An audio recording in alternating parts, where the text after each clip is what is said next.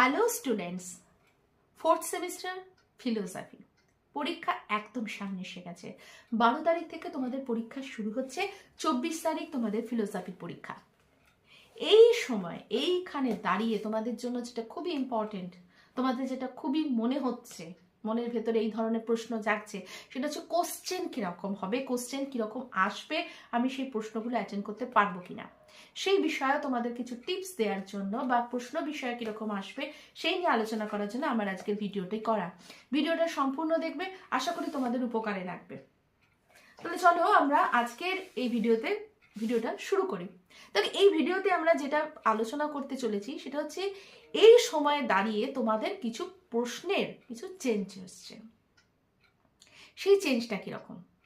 দেখো, এতদিন পর্যন্ত হলো কি যে তোমাদের যদি 4টে প্রশ্ন অ্যাটেন্ড করতে হয়, 4টে প্রশ্ন করতে হবে, তোমাদের 8টা প্রশ্ন দেয়া থাকলো এবং দেয়া থাকতো এনি 4 তুমি লিখতে হবে। এবার কিন্তু সেটা নয়, এবার কিন্তু পাল্টে গেছে। কি পাল্টেছে? কিরকম পাল্টেছে? পাল্টেছে হচ্ছে একটা প্রশ্ন থাকবে, তার সাথেই আর একটা অথবা থাকবে। এবার সেইটার ক্ষেত্রে, সেই প্রশ্নটার ক্ষেত্রে তোমাকে হয় এক একটা করতে হবে, অথবা তার সাথে যে অথবাটা দেয়া থাকে সেটা করতে হবে। তোমার 8টা প্রশ্ন দেওয়া রইলো এনি 4, সেটা তুমি করতে পারবে না।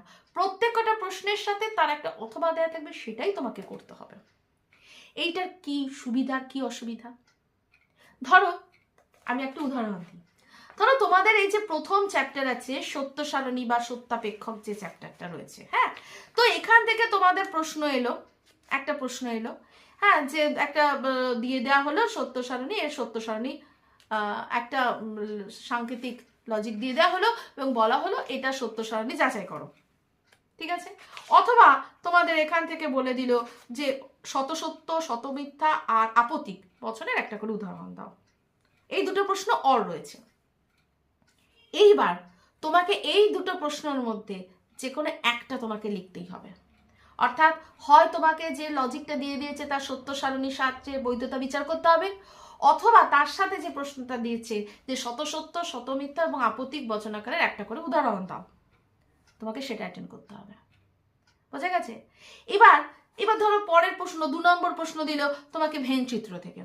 প্রশ্ন দিল ভেন চিত্রের সাহায্যে একটা যুক্তির বৈধতা বিচার করতে দিল, অথবা দিল বুলিয়ান ভাষ্য, একটা 4টে নিরপেক্ষ নেয় এ ই আই ওর বুলিয়ান ভাষ্য রচনা করো।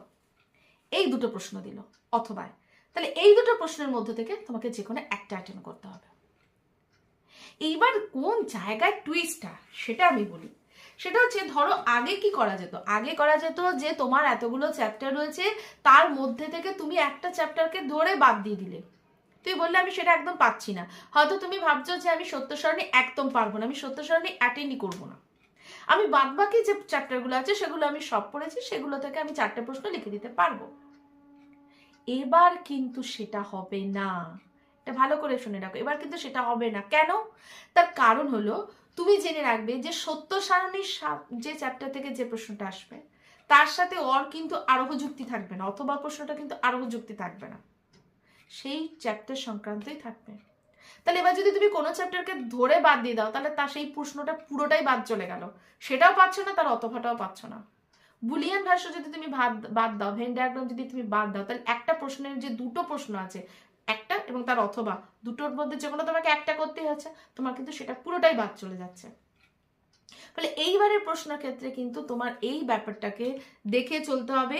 এবং আশা করছি যে যেহেতু এইবারের এই নিয়মটা নতুন, তাহলে কাউন্সিল তোমাদের সেই ধরনের ব্যাপার স্যাপার একটু ছেলে মেয়েদের যাতে সুবিধা হয় সেটার দিকে লক্ষ্য রেখে কোশ্চেন করবে। কিন্তু আমার মতে বলে তোমরা কিন্তু কোনো চ্যাপ্টারই এরকমভাবে একেবারে সম্পূর্ণরূপে বাদ দিয়ে দিচ্ছি এটা করো না। আবার এরকমও হতে পারে যেটা তোমাদের বড় প্রশ্নের ক্ষেত্রে যে চ্যাপ্টারগুলো ফলো করা হলো সেখান থেকে হয়তো বড় ফলো করলো, কিন্তু বাকি যে চ্যাপ্টারগুলো রয়েছে সেখান থেকে তোমার শর্ট প্রশ্ন দিল, ফলে তোমার শর্ট প্রশ্ন বাদ চলে যাবে। ফলে কোনো চ্যাপ্টার, আমার মতে বলে কোনো চ্যাপ্টারই তোমরা একেবারে না দেখে কিন্তু যেও না। কারণ তুমি জানো যে 3rd সেমিস্টারে থার্ড সেমিস্টারে তোমার নাম্বার যদি একটু কম থেকে থাকে সেটা ওভারকাম করার জায়গা কিন্তু ফোর্থ সেমিস্টার তোমার লেখার জায়গা আছে, সেই জায়গায় যদি তুমি ভালো করে করতে পারো, ফোর্থ সেমিস্টারের খাতা তোমরা টিচাররা দেখবে, তারা তোমাদের ঠিকঠাক নাম্বার দেবে আশা করছি, এবং তোমরা কিন্তু থার্ড সেমিস্টারের যে কম নাম্বার একটু পেয়ে থাকো সেই নাম্বারটা কিন্তু ম্যানেজ করতে পারবে। ফলে আর যে কটা দিন আছে সে কটা দিনের মধ্যে তোমরা যে কটা যতগুলো চ্যাপ্টার তোমরা পাচ্ছ প্রত্যেক কটা চ্যাপ্টারে কিন্তু কিছু দেখে যাও। একেবারে সম্পূর্ণ বাদ দিয়ে দিলাম এই চ্যাপ্টারটা কিন্তু করো না, বিশেষ করে লজিকের ক্ষেত্রে তো করোই না। আশা করি তোমাদের পরীক্ষা ভালো হবে। অল দ্য বেস্ট সকলের জন্য। আজ এই পর্যন্ত, টাটা।